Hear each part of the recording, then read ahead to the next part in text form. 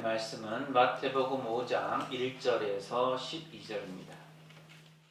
예수께서 무리를 보시고 산에 올라가 앉으시니 제자들이 나아온지라. 입을 열어 가르쳐 이르시되 심령이 가난한 자는 복이 있나니 천국이 그들의 것이미요 애통하는 자는 복이 있나니 그들이 위로를 받을 것이미요 온연자는 복이 있나니 그들이 땅을 기업으로 받을 것이미요 의에 줄이고 목마른 자는 복이 있나니 그들이 배부를 것이미요 긍휼히 여기는 자는 복이 있나니 그들이 긍휼히 여김을 받을 것이미요 마음이 정결한 자는 복이 있나니 그들이 하나님을 볼 것이미요 화평하게 하는 자는 복이 있나니 그들이 하나님의 아들이라 일컬음을 받을 것이미요 의를 위하여 박해를 받은 자는 복이 있나니 천국이 그들의 것임이라. 나로 말미암아 너희를 욕하고 박해하고 거짓으로 너희를 거슬러 모든 악한 말을 할 때에는 너희에게 복이 있나니 기뻐하고 즐거워하라. 하늘에서 너희의 상이 큼이라. 너희 전에 있던 선지자들도 이같이 박해하였느니라. 아멘. 오늘도 예배 참여하신 모든 분에게 하나님의 은혜와 평강이 늘 함께 하시기를 바랍니다. 추석 명절 잘 보내셨습니까? 네. 멀리 다녀오신 분도 계시고요. 또 집에서 가족을 맞은 분들도 계시죠. 오랜만에 가족들과 이웃들과 함께 행복한 시간을 보내셨을 텐데요. 각 가정에 하나님의 은혜와 복이 함께 하시기를 바랍니다. 오늘 말씀 제목이 복이 있는 사람이에요. 여러분은 복이 있습니까? 뭔가 있다라는 것은 기본적으로 소유를 의미해요. 가지고 있기 때문에 있다라고 얘기를 하는 겁니다. 돈을 가지고 있는 사람은 돈이 있다라고 얘기를 하는 거고요. 집을 가지고 있는 사람이 집이 있다라고 얘기를 하는 거죠. 차를 가지고 있는 사람이 차가 있다라고 얘기를 하는 겁니다. 애완동물을 가지고 있으면 강아지나 고양이가 있다라고 얘기를 할 수 있겠죠. 그런데 복은 어떻습니까? 조금 애매하죠. 가지고 있다고 말하기가 어렵다는 뜻입니다. 여러 물질과 같이 딱 구별지어서 가지고 있다라고 말하기가 어렵기 때문에 그런 거죠. 죄송합니다. 사랑이나 건강도 비슷합니다. 사랑하다, 건강하다 이건 말이 되는데 사랑이 있다, 건강이 있다 라고 말하기는 조금 어려운 부분이 있죠. 그러다 보니까 복이 있다는 것을 세부적으로 나누어서 말하기도 합니다. 우리가 가장 잘 아는 복, 여러분이 가장 잘 아는 복 무엇이 있습니까? 오복이 있습니다. 오복. 먹을 복. 모르신가요? 유교의 경전, 서경의 홍범편에서 제시하는 5가지 인간의 삶에서 얻을 수 있는 복이 있다라는 거예요. 뭡니까? 수, 부, 강령, 유효도, 고종명입니다. 오래 사는 것, 재물이 많은 것, 건강, 몸과 마음이 건강하게 사는 것, 남에게 베풀고 덕을 쌓는 것, 그리고 죽을 때 고통 없이 질병 없이 편안하게 죽음을 맞는 것. 이것이 5가지 복이다 해서 오복이라고 얘기를 하는 거예요. 민간에서 말하는 오복도 있습니다. 치아가 좋은 것, 자손이 많은 것, 부부가 백년 해로하는 것, 손 대접할 것이 있는 것, 명당, 좋은 자리에 묻히는 것이 이 5가지 복이라고 해요. 그리고 신체 오복도 있다고 하죠. 이가 튼튼한 것, 소화가 잘 되는 것, 눈이 잘 보이는 것, 귀가 잘 들리는 것, 대소변을 잘 보는 것입니다. 여러분 어떻습니까? 그렇게 세부적으로 나누어서 생각해 보면 여러분은 복 있는 사람입니까? 물론 이것들을 소유하고 있거나 또 이것들을 누리고 또 그렇게 해 나간다고 하면 그 사람은 복이 있다고 할 수도 있죠. 근데 그렇지 않을 수도 있습니다. 왜 그렇습니까? 말씀드린 것처럼 복의 개념이 추상적이고 방대해서 딱 와 닿지 않기 때문이죠. 그래서 오늘 우리는 성경 말씀을 통해서 복 있는 사람이 과연 어떤 사람인지를 함께 살펴보려고 합니다. 우리 앞뒤 좌우에 계신 분들하고 이렇게 인사하실까요? 하나님께서 복을 주십니다. 하나님께서 복을 주신다. 한 번 더 인사하시죠. 당신은 복이 있는 사람입니다. 당신은 복이 있는 사람입니다. 그렇죠. 하나님께서 복을 주십니다. 아마 여러분은 답을 다 알고 계실 거예요. 왜 그렇습니까? 하나님께서 복의 근원이시기 때문이죠. 사람에게 주어지는 사람이 받는, 가지게 되는, 있게 되는 모든 복은 하나님께서 주시는 겁니다. 따라서 결론을 먼저 말씀드리자면 하나님께서 주시는 복을 받는 사람이 복이 있는 사람이죠. 오늘 말씀은 예수님께서 제자들을 향해 복이 있는 사람이 어떤 사람인지를 가르쳐주는 말씀이에요. 좁은 의미로는 제자들을 향해서이고 넓은 의미로는 예수님을 따르는 무리를 향해서이고 더 넓은 의미로는 오늘날 예수 그리스도를 믿고 따르는 모든 사람들, 신앙인들을 가리켜서 하신 말씀입니다. 마태복음 5장 1절은 이렇게 말씀합니다. 함께 읽습니다. 시작. 예수께서 무리를 보시고 산에 올라가 앉으시니 제자들이 나아온지라. 아멘. 예수님께서 사역을 시작하시자 많은 사람들이 예수님을 따랐습니다. 그런 무리를 앞에 두시고 예수님께서 산에 올라가 앉으셨어요. 그런 예수님께 가장 앞에 나온 사람들이 누굽니까? 제자들이에요.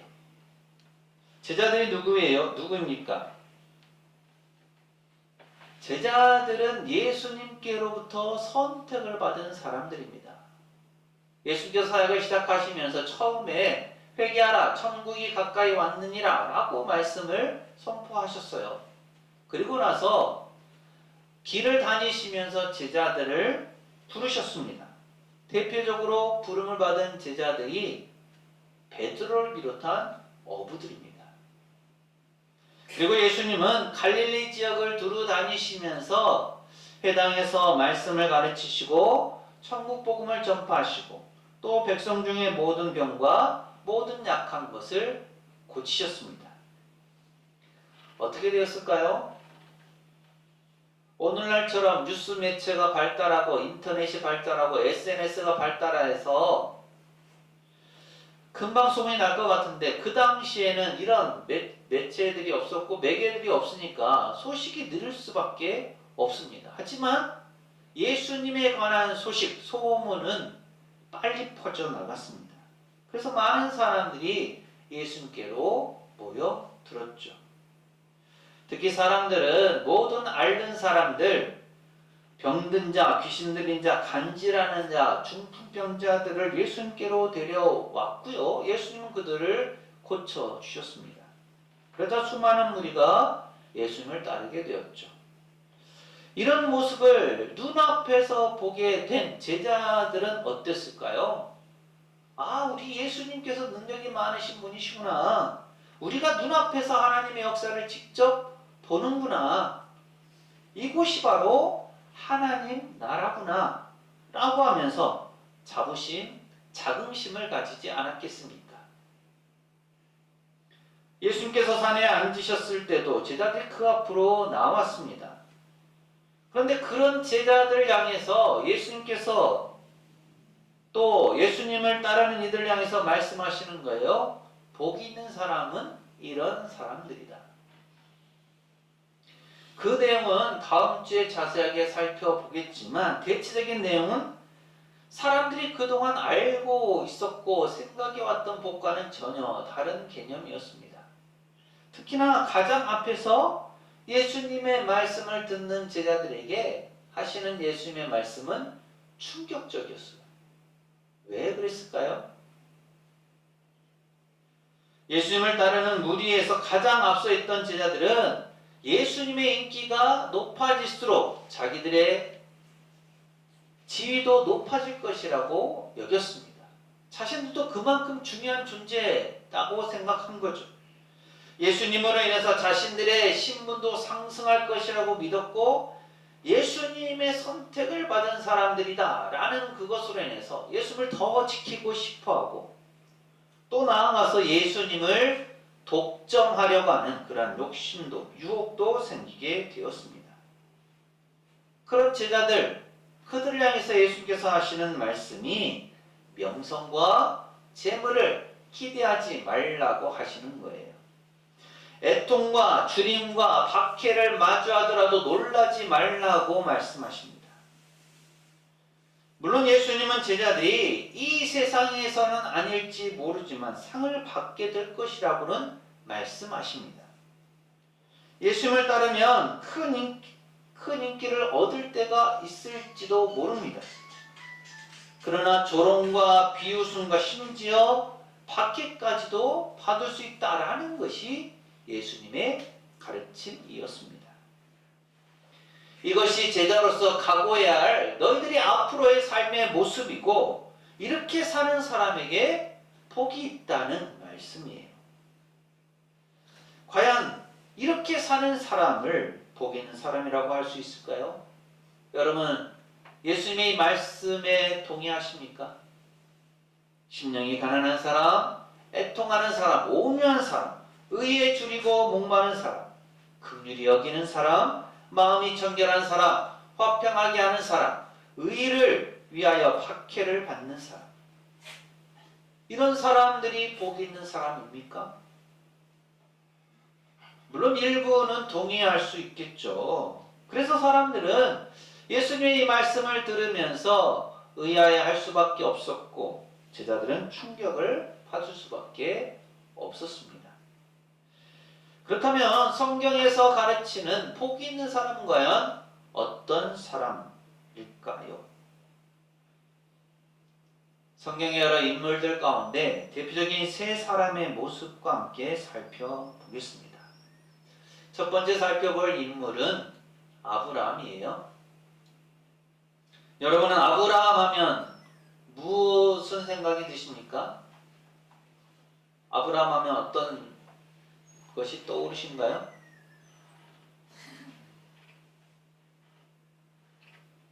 믿음의 조상, 이스라엘의 족장, 복 받은 사람이라고 할 수가 있겠죠. 왜 아브라함이 복 받은 사람입니까? 단순히 생각해보면 아브라함이 소유가 많기 때문이라고 할 수가 있겠죠. 그는 이곳저곳으로 옮겨 다녔지만 그 과정에서 많은 재물을 얻게 되었습니다.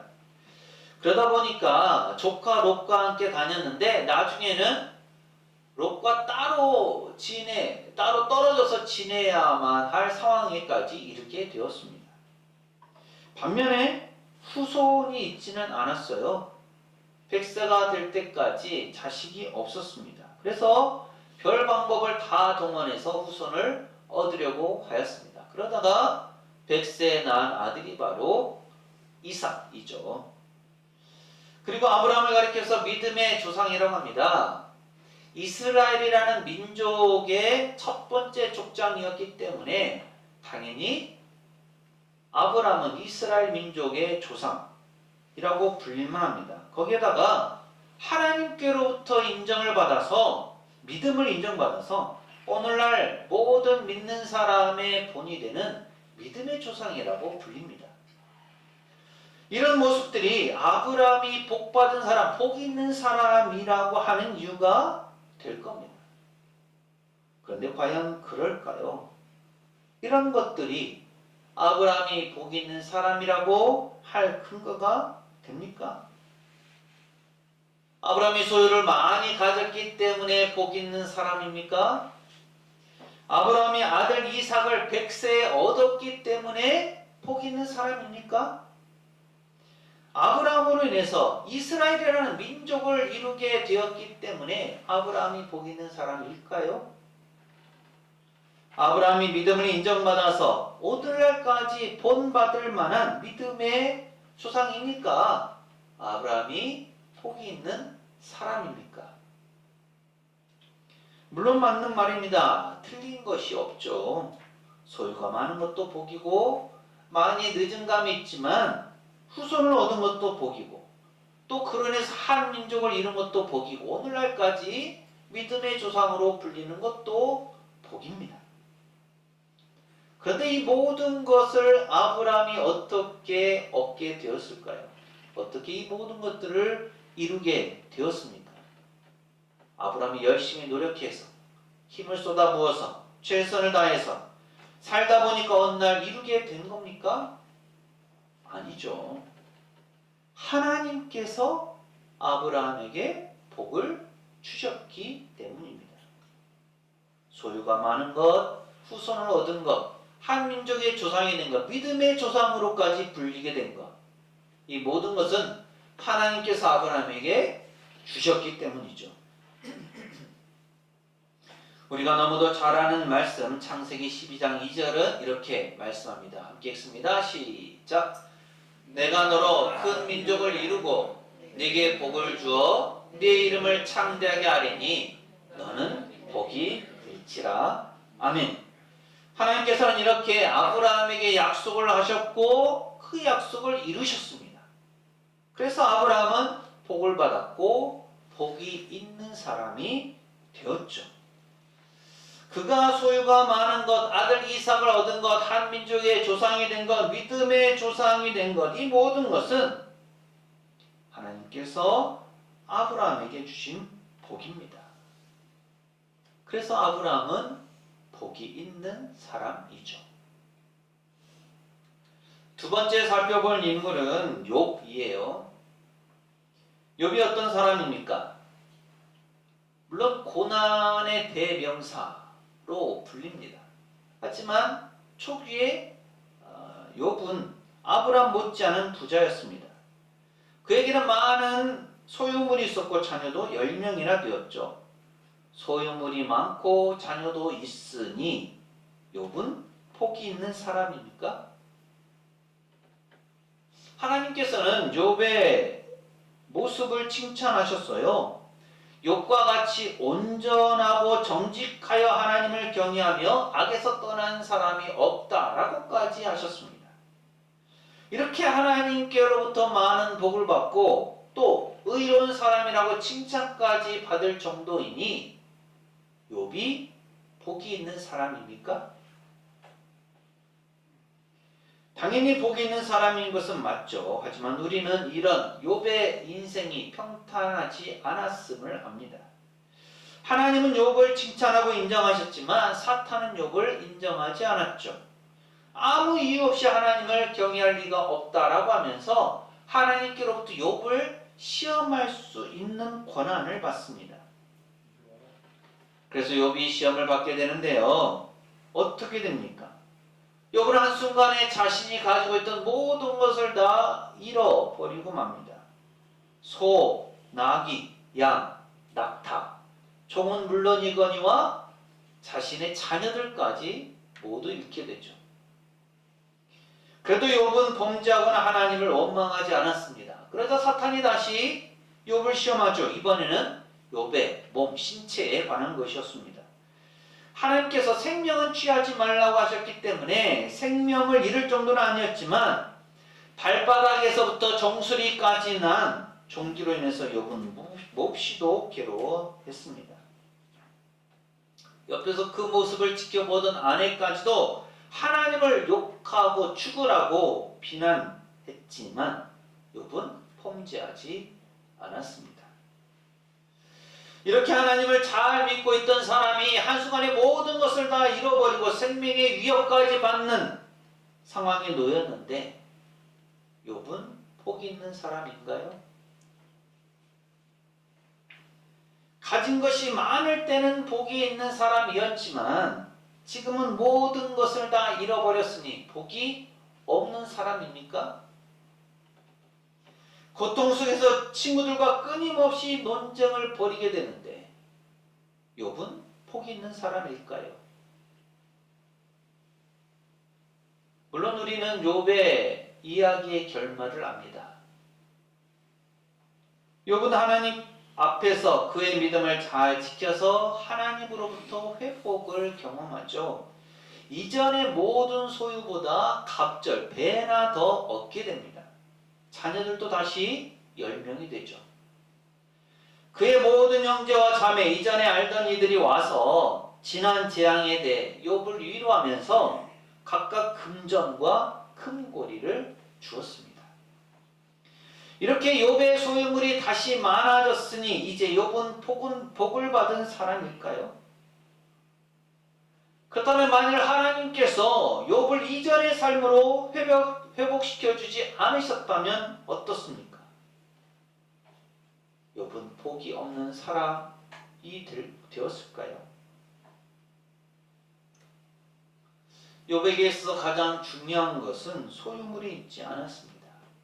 자녀에게 있지도 않았습니다. 친구에게 있지도 않았죠. 하나님께 있었습니다. 욥기 42장 5절 6절은 이렇게 말씀합니다. 함께 읽습니다. 시작.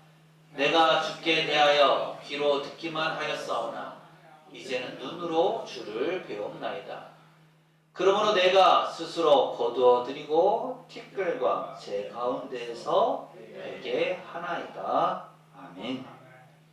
이전에 소유물이 많이 있었을 때도 욥은 하나님을 경외했었지만 그때는 하나님을 온전히 알지 못했습니다.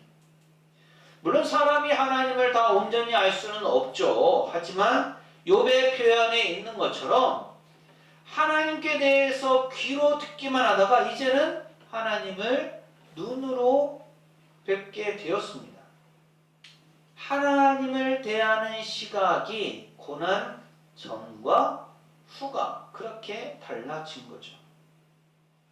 이렇게 욥은 고난의 과정을 통해서 하나님을 제대로 알게 되었습니다. 그래서 욥은 복이 있는 사람이죠. 세 번째로 살펴볼 인물은 바울이에요. 여러분이 아는 바울은 어떤 사람입니까? 기독교의 창시자라고도 불릴 정도이고요. 또 이방인의 사도라고도 합니다. 당시 최고의 지식 수준을 가졌다고 할 만하고 바리새인 중에 바리새인이라고 할 정도로 율법을 잘 지켰습니다. 하나님께 대해서도 열심히 뛰어났어요. 그래서 하나님을 잘 믿다 보니까 예수님을 믿는 사람들을 박해했습니다. 그러던 바울이 어느 순간 변했죠. 부활하신 예수님을 만난 이후로 유대인들에게는 배신자가 되었습니다. 그리고 예수님을 믿는 사람들에게는 이전에 바울에게서 받은 박해의 기억이 있었기 때문에 여전히 신뢰하기 어려운 사람이었습니다. 우리도 잘 말하지 않습니까? 사람은 쉽게 안 변한다 라고 얘기하잖아요. 그러다 보니 바울은 여기저기서 어려움을 당했습니다. 죽을 고비도 여러 번 넘겼고 죽지 않을 정도로 맞기도 했습니다. 그리고 하나님께 자신에게 있는 육체의 가시를 없애달라고 3번이나 간구를 하지만 거절당합니다. 이런 바울은 과연 복이 있는 사람일까요? 바울은 기술은 가지고 있었지만 소유물이 많은 것은 아니었습니다. 가족도 없었던 것으로 보입니다. 하지만 지식 수준은 뛰어났습니다. 어느 누구와 말로 해서 지지는 않은 것 같아요. 일반 대중은 물론이거니와 왕이나 총독 앞에서도 자기 의견을 당돌하게 말할 정도였습니다. 이것도 복이라고 하면 바울은 있는 사람이라고 할 수 있겠죠. 그런데 빌립보서 3장 7절 8절은 이렇게 말씀합니다. 함께 읽습니다. 시작.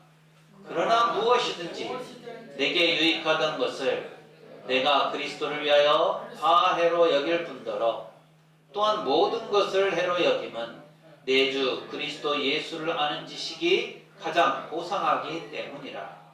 내가 그를 위하여 모든 것을 잃어버리고 배설물로 여김은 그리스도를 얻고. 아멘.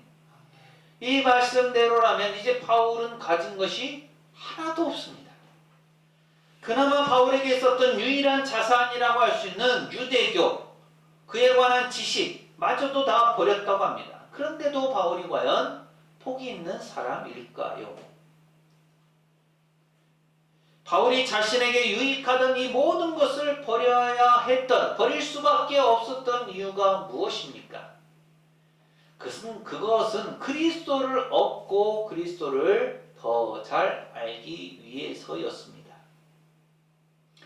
예수님께서 말씀하신 비유 중에 밭에 감추인 보화에 관한 이야기가 있죠. 천국은 마치 밭에 감추인 보화와 같아서 사람이 보화를 발견한 후에 그것을 숨겨두고 기뻐하고 돌아가서 자기의 소유를 다 팔아서 그 밭을 산다라는 것이죠. 바울이 바로 이렇게 밭에 감춰진 보화를 발견한 사람과 같았습니다. 그래서 바울은 그 보화, 즉 그리스도를 얻기 위해서 자신에게 유익하다고 했던 모든 것을 다 버려야 했고 버릴 수밖에 없었습니다. 그리스도가 그만큼 중요하고 귀하고 빛났기 때문이죠. 이렇게 바울은 자신의 모든 것을 잃어버리고서라도 그리스도를 얻고자 했습니다. 그렇기에 오히려 바울은 복이 있는 사람이죠. 아브라함이 왜 복이 있는 사람입니까? 욥이 왜 복이 있는 사람입니까? 바울이 왜 복이 있는 사람입니까?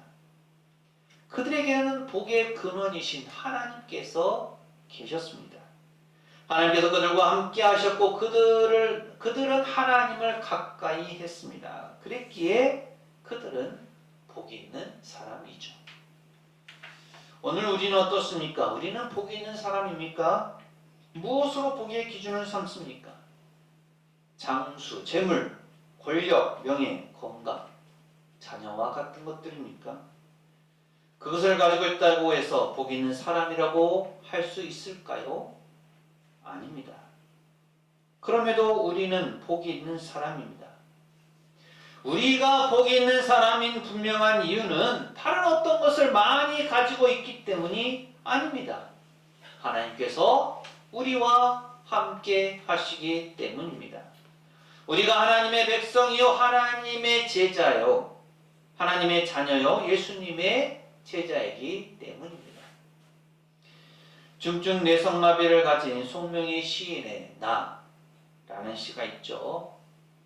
나 가진 재물 없으나 나 남이 가진 지식 없으나 나 남에게 있는 건강 있지 않으나 나 남이 없는 것 있으니 나 남이 못 본 것을 보았고 나 남이 듣지 못한 것을 들었고 나 남이 받지 못한 사랑받았고 나 남이 모르는 것 깨달았네.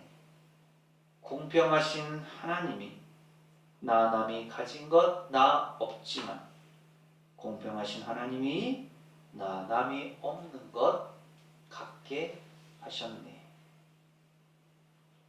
가진 것이 없다고 해서 복이 없는 것이 아닙니다. 가진 것이 많지 않아도 하나님께서 함께 하시면 그 사람은 복이 있는 사람이죠. 심지어 오래 살지 못해도 건강하지 않아도 가진 것이 없어도 그래도 우리는 복이 있는 사람입니다. 왜 그렇습니까? 복의 근원이신 하나님께서 우리와 함께 하시기 때문입니다. 영원토록 그 하나님과 함께하는 복이 있는 우리 모두가 되시기를 간절히 소망합니다. 기도합니다.